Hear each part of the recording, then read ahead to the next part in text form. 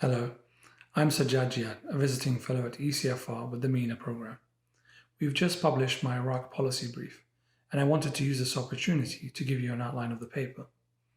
It starts off with a discussion of the several crises facing Iraq at this moment, including the economic challenges posed by low oil prices and a young growing population, the effects of the COVID-19 pandemic, the challenge of ISIS in rural areas north of Baghdad, the need to respond to domestic pressure on the back of protests calling for reforms and early elections, reinforcing the rule of law and confronting armed groups undermining the state, and keeping Iraq stable as tensions between the US and Iran continue.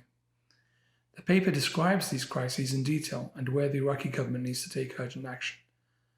The question of the prospects for reform with the current political system is a key theme throughout.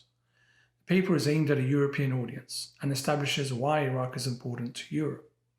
First is the issue of terrorism at home, spurred by ISIS, who continue to be active in Iraq. Second, because instability in Iraq drives internal displacement and migration towards Europe. Third, a stable, prosperous Iraq is important for peace in the wider Middle East. In the policy brief, a series of recommendations are made for European governments to support Iraq at this difficult time. One key point here is that Europe must do more as the US does less, and ensure that the priorities for Europe are not endangered by the US-Iran conflict. Decoupling European policy and actions in Iraq from American ones is necessary to build a sustainable and successful relationship with Iraq as tensions are increasing.